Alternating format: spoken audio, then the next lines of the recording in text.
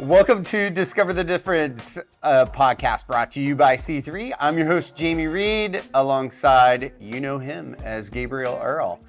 Today we have on Justin Gray. Justin is a serial entrepreneur, if there was ever a definition of one.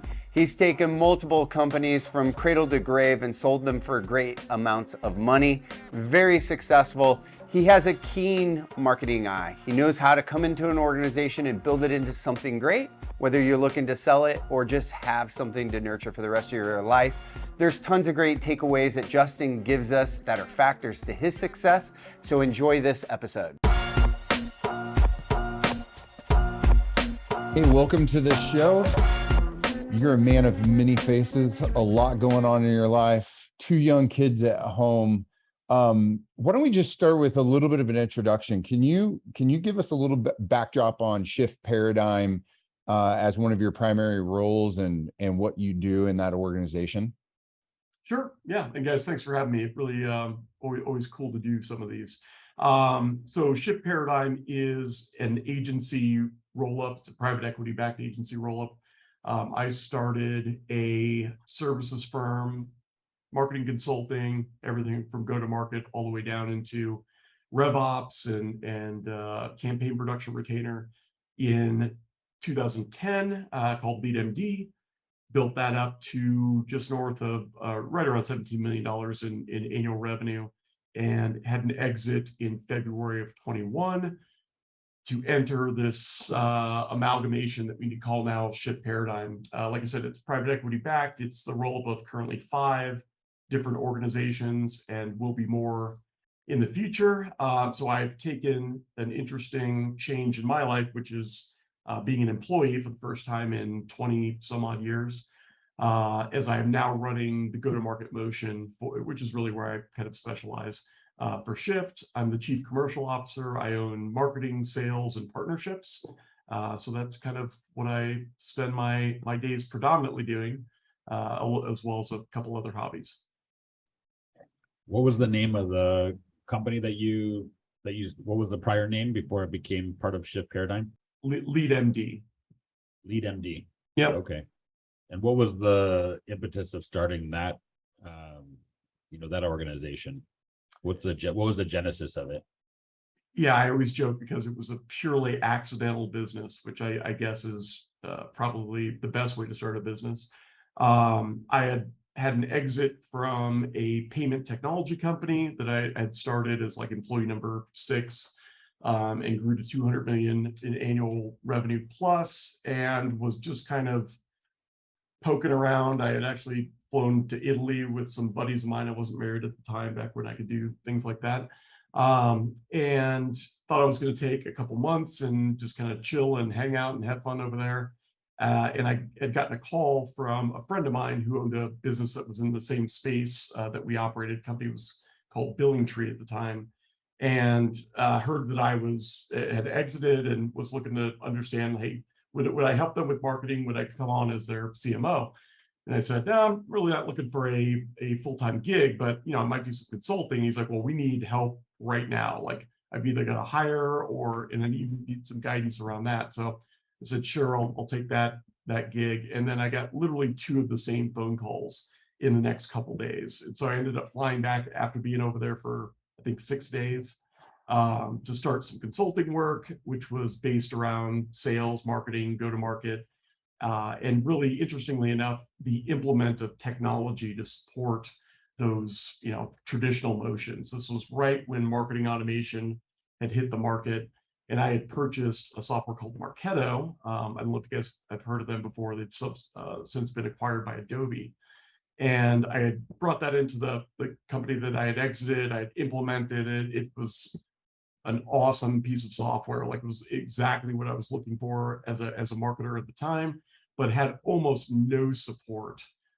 Literally, like, they would get 20 some odd companies that had purchased on a weekly call, and they would give you some implementation best practices and answer questions. And I think after 3 of those, you got kind of thrown to the wolves.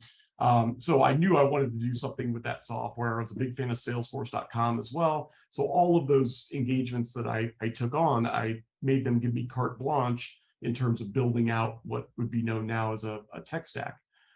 So I implemented that software, a number of other softwares, kind of helped them integrate them into their businesses.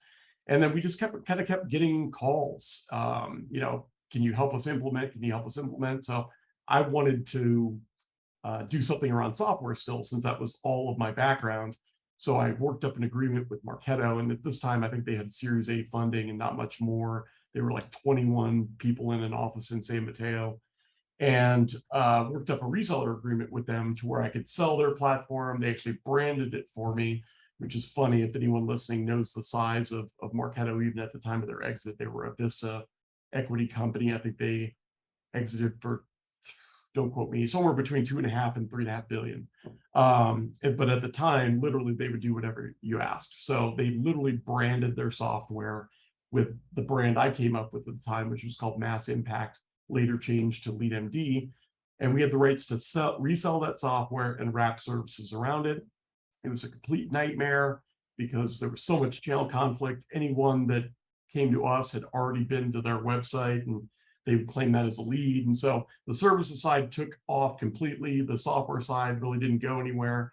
And so before I knew it, like literally a year and a half in, I was like, oh, wow, I've got like 50 clients that we've done this for, and it's organically just growing and growing. So like I said, purely by accident, and really was and still is a incredibly fun journey to be on. I never would have guessed that I would own a service-based business.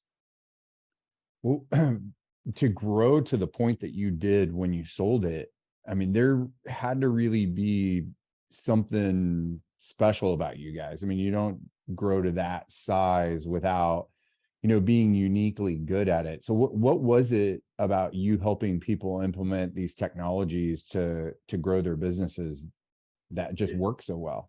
Yeah, it's funny because I'm doing it all again right now.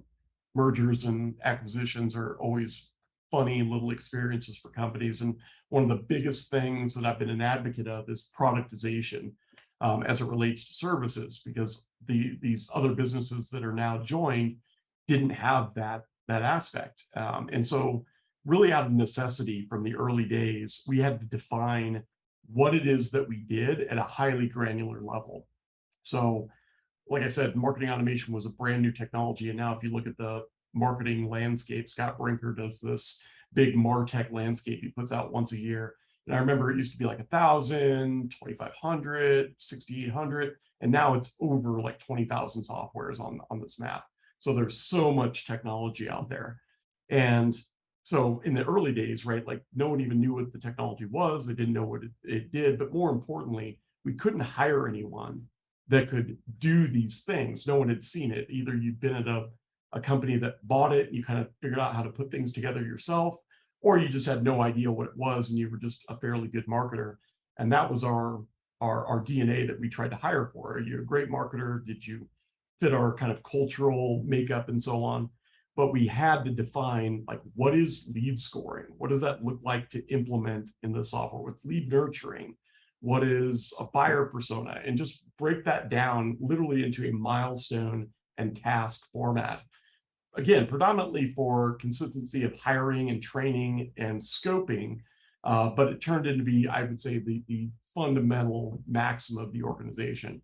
Everything was productized to some level. And that really helped us out from a marketing perspective as well, because equally confusing was the buying landscape, right? Like people didn't really know what differentiated A from B from C. So when they were hiring consultancies or agencies, it was up to them to kind of do that evaluation. We had everything spelled out, like with us, this is what you're going to get. And this is what it's going to yield, because we've done it enough times to know what that value was. So squarely, long answer to your question, but squarely productization was our secret sauce there. And I continue to think is one of the most underused and overlooked elements in a service-based business, because to define what good looks like is probably, in my experience, the most difficult thing in an agency. You've got, one consultant that does something like a rock star. You've got another one that's like midline, and no one knows like which way is right. It's largely just hiring smart people and letting them do what they do well. but really to get the consistency that you have to have in order to do 4,000 plus Marketo implementations, you need some sort of a baseline to say, this is what you're aiming at, this is how you do it. And that worked out well, I would say, on all sides of the table. What point did you know that, what was the turning point you knew that you had something like in this? Yeah, I would say probably like that year and a half mark, because everything prior to that was just moving so quickly just to keep up with organic demand. I really didn't pause and take a look around and say like, yeah, that I want to be doing this going forward and this is worth doing.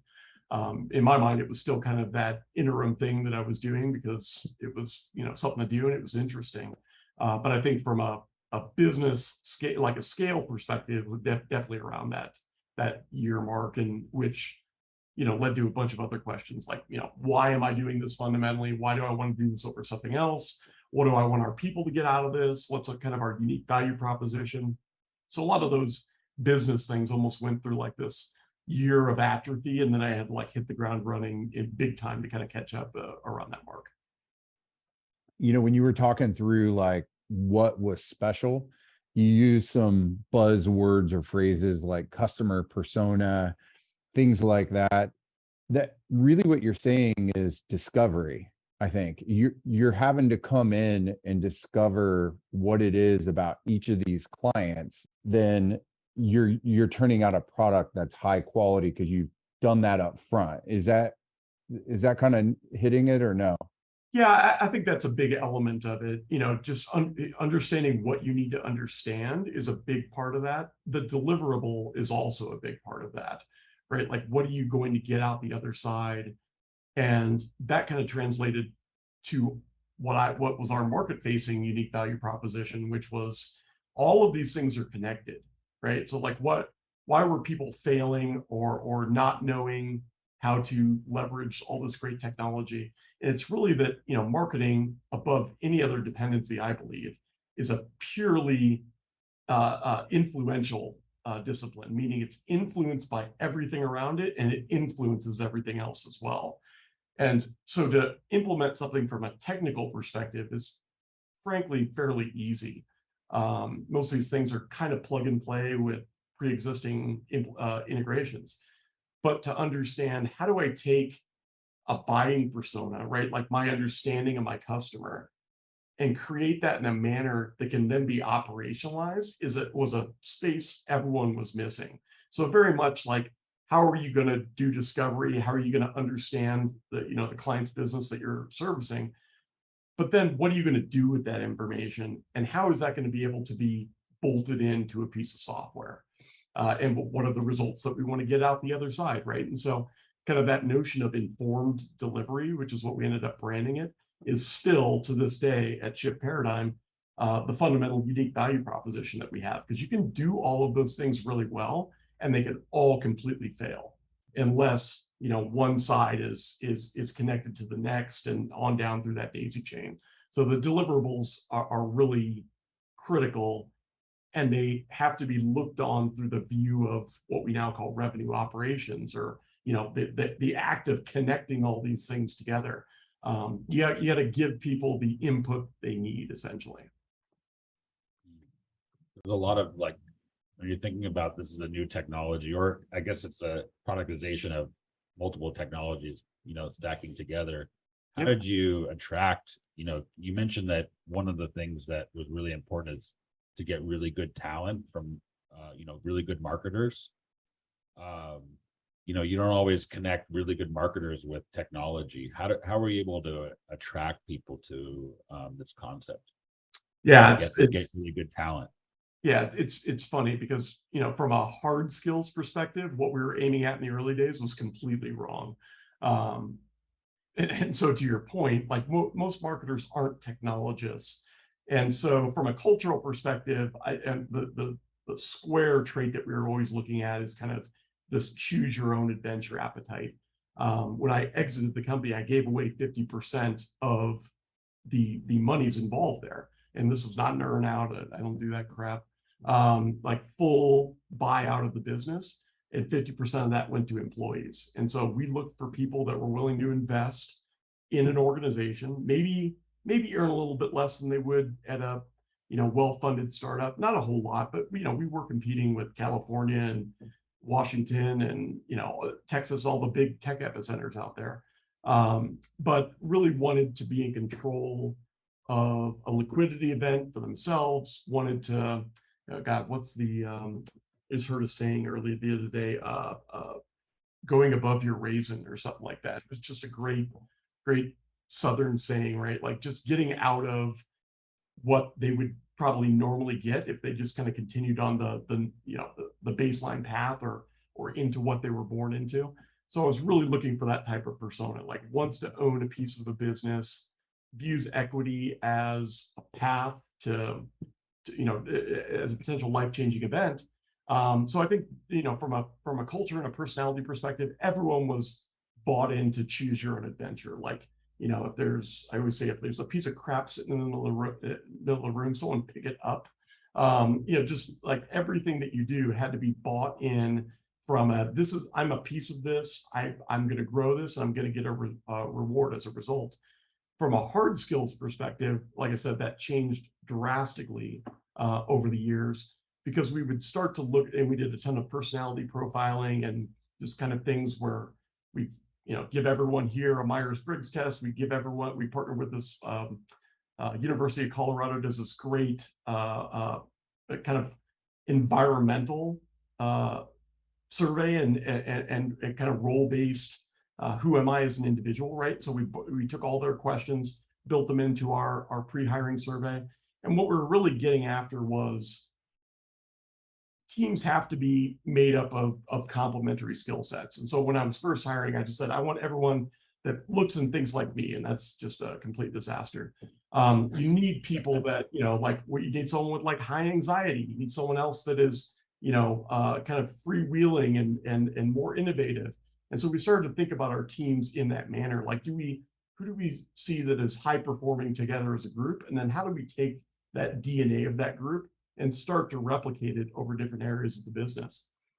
So like just those soft skills and what people did in other roles, the number one saying that we kind of zeroed in on was our best employees would always say they wore multiple hats in other roles. Like whether it was their job or not, they kind of became the de facto IT gal, or they became the de facto, they owned the website, even though that had nothing to do with their job.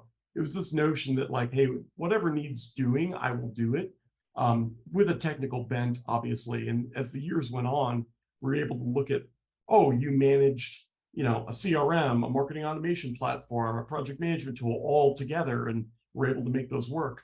So as technology became more mature, we got more and more signals there. But certainly in the early days, it was all about, are you pragmatic?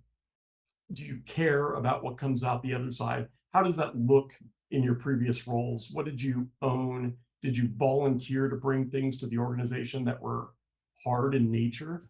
So many answers we would get would be like, well, no, my boss was never really interested in doing fill in the blank. And so we didn't use that, or we didn't have that there. And that was like an immediate deal killer. Like we're looking for people that said, oh, I went out to this user conference, or I went out to this show or event, or I was talking to, colleagues and they mentioned this thing. So I wanted to implement that here. And I brought that to again, fill in the blank. So we'd start to pick up on those like key sayings and key elements. And we really structured a lot of our hiring around that. Choose your own adventure. Nothing's ever good enough. And the funny thing is, when you get all the way to the other end of the spectrum and you start thinking about acquisition and melding cultures together, almost like the thing that came to identify us, and this is not, sometimes it comes off bad when I say it, but it's a really good thing. Like LeadMD was never happy with who it was. And that doesn't mean that we didn't celebrate what we did and weren't really proud of our accomplishments and so on, but we never said like, oh, we've made it. We've done a really good thing. Let's chill out. It was always about, how do we start competing with your Deloittes and your PwCs and your Accentures of the world? How do we take revenue from them? How do we do it as good as your boutique shops out there when we're competing in that space? And so we always wanted to be just a little bit more, I think, than what we were. And it led to this growth mentality that was just pervasive across the organization. There's so much commonality. That was a pretty healthy soundbite there, and almost everything you said mirrors our organization as well. But something I wanted to circle back and ask you, so that if somebody's listening and they haven't done it yet, they get some guidance on how you did it, or where to seek the advice, because we distribute equity as well. And that was a journey for us to go on, legal and through consultants, et cetera. Can you talk to that?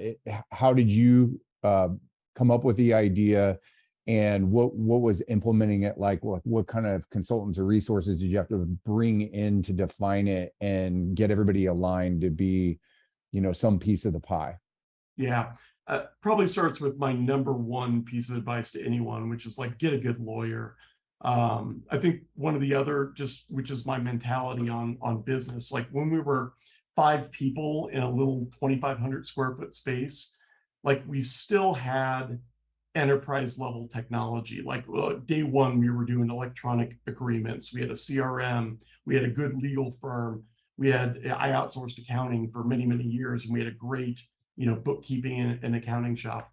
And so I always think it's important to operate like the business that you want to be, and not, oh, we're too small for that right now. Of course, there's always going to be, like, you can't buy a 20,000 square foot building right out of the gate. So there's gradients to that. But really, from a legal perspective, like, can't preach enough how just having a solid legal firm or lawyer in your court is throughout the entire business journey. But that whole notion, the notion of equity, I think started a bit naively on my part, because I was like, why would I get involved in this business? I would need to feel some owner. And also I was coming off situations, I had exits, but I always felt like I kind of got shortchanged on the exit standpoint, which I'm sure everyone feels like that. But I wanted to provide a value prop that was also going against a lot of the just, the less than optimal situations that I've been a part of in the past. I wanted to be an employee's organization. And there's a massive amount of lessons. We could talk about this for hours, right? But I decided, I want to give, I'm going to get people to be bought in by making this feel like they own a piece of this organization. And so I do think it's a situation that you have to make a decision on fairly early on in the process. It's hard to change people's motivations. Like, naturally, if you're giving someone equity, you probably don't want to compensate them as high as if they did not have equity, right? It's like why every C-level individual outside of the oil and gas industry is the most underpaid exec on the planet, right? Like, they're in this for an end game. So if you're doing that midstream, kind of difficult to say like, oh, you're going to give up X, Y, or Z because now I'm going to give you equity. So it just works a lot better, I think, if you start early on with that mentality. But I did lean heavily on, my network, mentors, folks that I just, spoke with and said, hey, what are the different options of going through this? I'd also had some experience myself, so that was good. But I think having a really solid network to lean on is absolutely job one. And then do it right. Like, we don't write contracts for everything to work out in the end. So you've got to kind of have someone to predict those bumps in the road, and that was incredibly valuable. Ultimately, we decided to go down the path of a change of control equity bonus program. I think that's the legal name, which allows us to avoid a lot of stuff on the actual shares, and works with an LLC structure, and doesn't have a lot of tax ramifications for people on the upfront. But more importantly, is to understand what all those ramifications are, right? I think on the whole, organizations do a really bad job of explaining equity to employees. And so, and a lot of times that's because they don't understand it as well. It's being left to HR departments, or, just folks that aren't as close to it. So I'd advise, be really close to that process, understand, how it works through the ins and out, get someone to establish the right program for you, and then create a marketing deck like you were talking to your grandmother, right? Like, how do you explain this to someone who has no maturity around equity, or appreciation or business exits or valuations in a way that's going to be accurate, because we're all betting on futures here, but also gets them excited and sees the opportunity here. It can definitely go the other direction where it's like all legalese and things are just, it seems like more of a nightmare after you get done understanding the program than when you started. So I put together a really solid kind of explanation to the team, and I would run every new employee through that, day one, or sometimes even within the hiring process, so that they understood it. You haven't asked the question, but I'm also going to tuck in what is probably my biggest learning from that experience, which is and this is for me, everyone's got their own experience and perspective. But if I were to do it again, I would not do it in a peanut butter spread manner, meaning I would not offer it to everyone. Because quite frankly, as we started to scale, like when we were 20 employees, it totally worked. Everyone was like, I've got this chunk because I want to be here indefinitely. As you get larger, you just lose some of the ability to hire all A players. Like, and eventually we're going to have to hire B players, or someone that wants to go to nursing school in 2 years and is just here for that, small amount of a ride. You don't get a lot of value in the equity program in that short term. And it just turns into, well, I'm giving you units. Nope, I'm taking those back. And it's like, well, I could have given those to someone where it would have been much more impactful. My largest stat that I probably tout too much is that I've created 19 millionaires in my life. Like, it's the number one thing I'm most proud of. I created a number of them with that transaction. I wish I would have created a fewer number of people that were just, blew the doors off, right? Not to say that I want them to retire, but where it is even more meaningful. Because you do get down into that gradient where, you're giving people money, which all money is great, don't get me wrong. But the people that really, and we did weight our program, but there's areas where it just doesn't give you value, because not everyone is motivated by the same thing.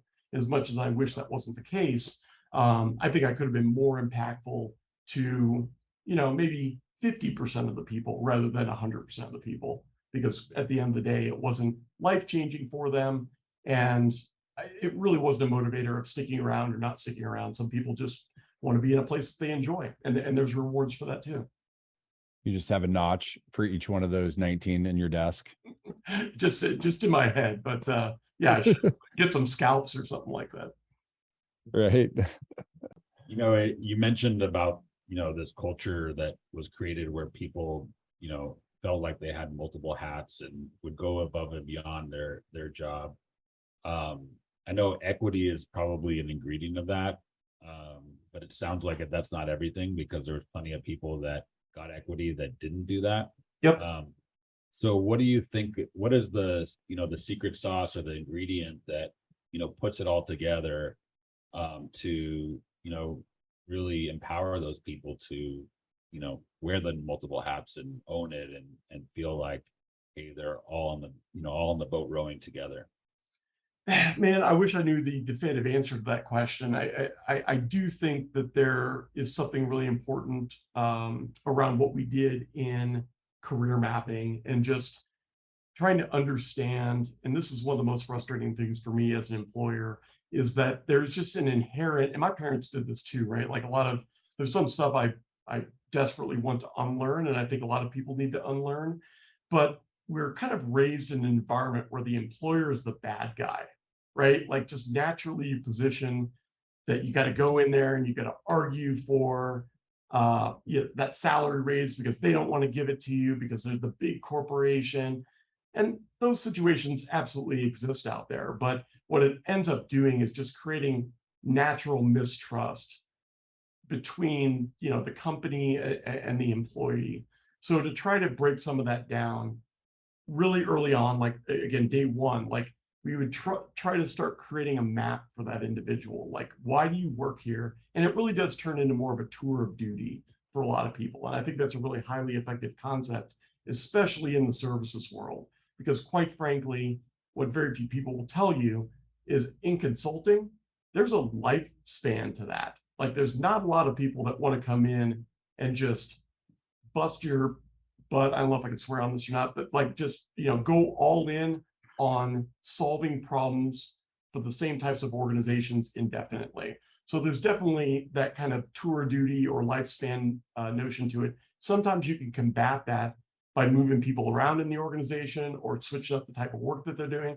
Sometimes you just can't. So sometimes like, oh, I want to go client side after 2 years. My goal is to be a CMO. And guess what? I'm not going to fill that need at a 50-person, marketing consultant. It's like, all right, great. But understanding that up front was really what we tried to do to solve for that question. What's that secret sauce? And so by understanding like, where do you want to go from a personal perspective, from a lifestyle perspective, from a relationships perspective, and a lot of this was stolen. I'll just be 100% candid at that. There's organizations that have really put a lot of thought into this. And one of my employees brought it to me. He's like, hey, I see what we're trying to do with career mapping. Like, here's another model for that that's really wider aperture than what I was doing, because I was doing a lot of like role and title and salary, but I wasn't doing relationships and just your perception amongst friends. And so it just kind of allowed us to widen that up, realizing that what you do for a living, I truly believe, is part of our identity and who we are as people. It certainly is for me. In fact, like even going through an acquisition was like one of those moments where I'm like, wow, am I losing who I am because I'm not, the CEO of this organization, and like being an entrepreneur, is that degraded by the fact that I'm working for someone now? So you get, I think it has, we're not here to psychologically unpack that, but there's a lot that stems from what you do every day and where you place your time. And so by creating those roadmaps, what it did was give us hopefully some sort of accurate view into what that individual really wanted to do, and then allow us to be honest with how we could influence that ultimate roadmap, right? Like, oh, I see you want to be, again, I use the CMO example, so I'll use it again. Here's the types of projects and the types of clients that you want to be aligned to in order to get there. And here's the types of things that you'll need to learn in order to be put on those projects. And it really, like a lot of things, comes down to great management. Because in a billable consultancy where everyone's time is our asset, it's our product, you highly intentionally have to steer that individual by giving them just enough to learn a skill set or just enough exposure to start to understand something, but not getting out of whack from a billable perspective. Unfortunately, I can't just assign everyone to go shadow engagements until they feel like they're ready to run a go-to-market strategy initiative. Like, you got to just give them those small pieces. And if you've got a great manager there that can facilitate that, if you're able to maintain good connection with the employee through one-on-ones and skip levels, it works really, really well. And that, again, seems to be one of the areas that I would cite was pretty impactful in that regard. In terms of 100% solution, I think the jury's still out for everyone on that. So the career mapping, you mentioned it came from another influence from another company. What was that company? And then is that owned by, in your organization, was it owned by HR, or who owned the career mapping part? Yeah, so I mean, we have been doing career mapping since day one, but like the model that we ended up adopting came from an organization called Sales Benchmark Index, or SBI.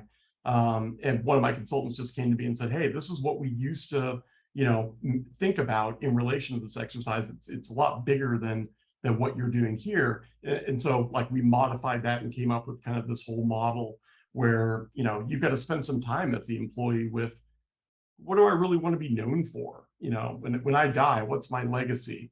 How do I want to get better at relationships at home or with friends? Just a lot of those other rungs that we really weren't diving in on. I think that was effective. Again, if you got that level of trust with the employee. The interesting thing about our organization is we did not have an HR department. I've tried many, many times to inject one, but HR for me is like project management. Everyone needs it. No one wants to pay for it, and 90% of it's crap.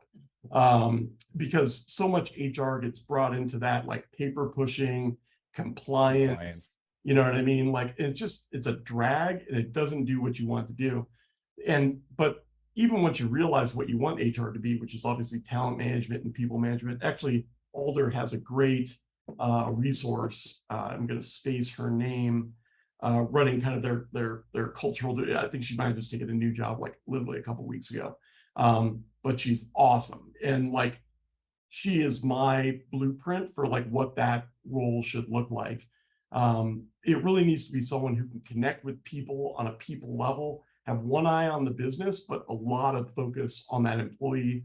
Again, how are we enabling you? How are you enabling the business? Which I think is sometimes where things get over-indexed on, oh, I'm going to be the outlet, or I'm going to be the counselor for that individual. Like, we're still in a business and we still need to make money.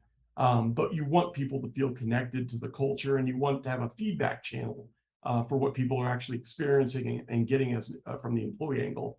So that head of talent / culture never found the right mix there. And like I said, I've tried 2 or 3 times with like really key hires, like we're going to bring this in, but I ended up doing it.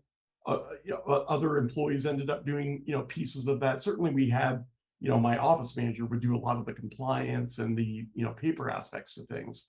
But that's the thing about culture. Like, it just has to be managed with such an attentive and always on eye that I personally have a really big challenge putting that in the hands of someone unless I feel 1,000% confident that they're the right fit there. You referenced Alder. A lot of the leadership qualities that you're speaking to remind me of a conversation Gabe and I just had with Michael Davidson, the CEO. And one of the things he said in that discussion was, now is the time to impact other people in your community and the organizations you lead, not once you have an exit or, once life has slowed down. So I'm just curious for you to speak to, how do you make time for all this? Because you're involved with multiple organizations. You volunteer with Helping Hands for Freedom and Future for Kids. You have a 2.5-year-old, a 5-year-old. How do you make the world go round without thinning yourself out to your family and your friends? Yeah, so a couple answers there. So I think number one, you have to find a way to do that in your daily mode of operation, right? Like, if I didn't think that I was able to do that where I'm spending the most time every single day, I think that would be a really difficult and just, not ultimately a good situation for me. So like, my outlook on that has always been like, I want to find awesome people and I want to remove blockers in front of them, whether it's like, hey, let's, I've done this before. Like, I've started businesses based around an individual before, like, oh, that person would be awesome doing this. Like, how can we make that happen? Like, I literally have started and exited a business with my best friend from 3rd grade because like, he's got this really interesting skill set. And it was just, I was like, dude, something like, this guy's working for a big enterprise, stuffy financial company. Like, that can't be the way to go about this. And so we ended up starting a business together, and all the people that we hired in that business, and this was initially payments training and then paid suite, were similar type of things. Like, what we were selling didn't require a ton of institutional knowledge or training or certifications, but it took a really interesting DNA. And so I was just kind of able to curate and say like, all right, you'd be awesome at doing this. Like, will you trust me to bring you into a space that you know nothing about, but I know that you will succeed in this area. So like, for me, it's things like that, even within, Shift Paradigm, like, we have awesome people working for us here, or if we're hiring for something, right? Like, how do I find those kind of, not diamonds in the rough is the wrong word for it, but, folks that have a ton to give, and I find this happens quite often, are just in a role that is never going to get out of their way. It's never going to be that springboard for them. And so that's just really important to me to integrate into my kind of daily mode of operations. Same thing goes for where you go outside that, right? Like, what organizations am I going to be a part of to try to find other great people? We've got an initiative at Shift Paradigm called Project Next, where we're focused on doing this in underserved, underprivileged areas, because marketing is such a underskilled field. Like, if you look at hiring right now, like, everyone is looking for what we do, largely revenue operations, and and the ability to run this influx of technology into marketing. And there's no formal degree. There's no formal certification that means anything. And it's not something that universities can even teach because it moves so quickly. And so, like, we lit up that program. We're trying to partner with, whether they be schools or community outreach areas, or student services, like, folks that have graduated with that communications degree or that psych degree, and they've got nowhere to go with it, and they're open to kind of being re-educated. We're putting together programs where, all right, this is an avenue. Like, everyone always used to want to be a doctor or a lawyer. Like, dude, you can earn as much doing rev ops in marketing. Like, it's crazy to say that, but it's a thing, and there's no path to fulfilling the needs of that pipeline. So for me, it's just critical that you kind of integrate that in every area of your life. In terms of where you balance that, obviously that's a difficult thing, I think, to ask any entrepreneur or business-minded individual. Fortunately, I think I'm fairly good at setting upfront contracts, and like that's what I've tried to do, throughout my life. Like, my wife was a client of mine at one time. She knew what I did. We met because of what I do. And very early on, like, you just have to get a feel for, like, what do you need out of me? All right, what do I need in order to feel fulfilled on a daily basis? All right, let's commit to trying to be in this area, right? Like, what are my rules of operating? Which kids have changed for me completely, right? Like, Yeah, what's your 2.5-year-old's contract look like? exactly. I mean, like, kids, it's interesting because, like, I want to be home. I'm just never a person that ever wanted to be home. Now I want to be home quite a bit. So, like, it's become easier for me, but like, I try to disconnect at 6 p.m. I'll check email, while I'm home. I won't be glued to my phone though. If we're taking a vacation, I've kind of got to put that qualifier out there. Is this a vacation, or is this Justin works from, Huntington Beach or whatever for a week? And some of it is, and some of it will be like, no, I need you for a week here. So, like, over the summer, like, I've worked from many different places. I'm taking a vacation in September. So fortunately, we've been able to have kind of that agreement, and she'll definitely let me know if I'm breaking the agreement or getting a bit out of check. I love how contractual, black and white he set it up as. It's just All right, well, it's time to move into rapid fire. All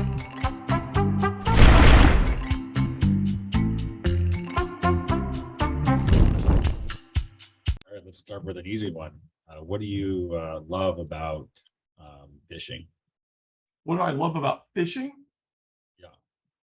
Absolutely nothing. That was a trick question. That was a trick question. That was a setup. What's your biggest pet peeve in the business world that just drives you crazy? I mean, it's just laziness. Lazy people drive me nuts. And what would you say is what makes you, gives you the most happiness or contentment? When someone comes back and says, like, that was life-changing, with like, you impacted my life. I always think of this when I'm, whatever the situation might be. Like, when people come back and give you feedback and say, like, I heard what you said or saw what you did, and that's had a massive impact on my life. That's cloud nine. So other than creating millionaires, what is your professional superpower? Pragmatism, 1,000%. I don't see no. I'll give you a varying degree of yes. I like it. So I don't know if you've written a book before, but if you were had to, or you would like to write a book, what would it be about? Yeah, we've had a lot of these conversations. Like, the working concept is like yes mentality, in line with what I kind of just said. I kind of alluded to it earlier, but I think so much about how we deal with, and I've seen this over and over again, right? Like, people just respond with so much assumption and preclusion, and they walk right by what could be a great opportunity. So, like, that, just how do you re-indoctrinate that yes mentality, that positive outlook? And then I've, got specific areas that I want to deal with, but definitely something around that topic. All right. Well, so what's next for Justin Gray? Where's life going to take you in the professional world next? I mean, the thing I love most is variety, right? And so what investing has really given me the opportunity to do is see how fulfilling that can be, not just to invest, obviously, but to participate in early stage business, which is where I think I'm most effective as well. Like I'm a massive generalist. So, I can code your website and I can write your, P&L, and I love all of the items within that spectrum. So I think when I'm finally through with this kind of life cycle, of which it definitely has a life cycle, because I agreed to kind of sell this thing again. I'd like to figure out a way with that kind of embedded go-to-market resource, along with investment into organizations that are kind of post-revenue, obviously, but don't really know how to scale that motion. And I'd like to just kind of dip into businesses for 6 months, make all the impact that I can, and then go on to the next investment. So that's the latest thing, but who knows where it'll go. Yeah, this is a little bit reflective when you're looking back at your life, and you're wanting to give advice to the younger Justin. What would you say to him? Control your anger. I think, yeah, I mean, I've obviously been humbled many, many times in business, and most of it stems from, just not being as patient as I probably should, and rushing into something that got me a little bit bent out of shape. So I'd like to think that over the years I've mellowed out quite a bit. I think kids naturally do that too as well, but that would definitely be my succinct advice. I think patience is a virtue that most entrepreneurs struggle with. So you're in good company. So the second part of the podcast name is difference. We really have disdain for people who just do things the way they've always done them. Clearly, you're in the technology space, but if you had to summarize it to somebody and said, "This is our differentiator, our brand. This is why we're special," what is that? Yeah, I mean, it's very much in line with what I was talking about earlier. And I'm trying to think of a way to make this sound grandiose, but it really isn't. I mean, it's so simple. Like, especially in the space that I operate in, there are so many silos of, you do X, you do Y, you do Z, and they never fit together. I've seen so much money that sits on a shelf, or so much technology that sits on a shelf, because no one's been able to speak the language of the dependent, item in the downline, right? Like great strategies that go nowhere, great processes that are in PowerPoints and on paper and in documents, and then just people running, now so there's so much technology in sales and marketing, like people can just do anything. I mean, you can blast out hundreds of thousands, millions of messages, right? And none of them are being done intentionally. So like that notion of being intentional, and again, that informed delivery aspect that we kind of embrace, I think is critical. And you can apply that to, I think, any area of your life. Like, what is someone going to need from this to get the most out of it? That's the fundamental mentality. Absolutely. That's awesome. Well, for people that are listening that want to find out more about Justin Gray, and also all the things that you're doing, or maybe Shift Paradigm, or or a nonprofit, whatever, where should they go find it? Yeah, I'm pretty active on social channels. So LinkedIn's always the best, right? You search for me on there, you'll find me there. You can check out Shift Paradigm, and just like it's, not spelled any funky way, shiftparadigm.com. I'm Jay Gray at shiftparadigm.com if you want to send me an email.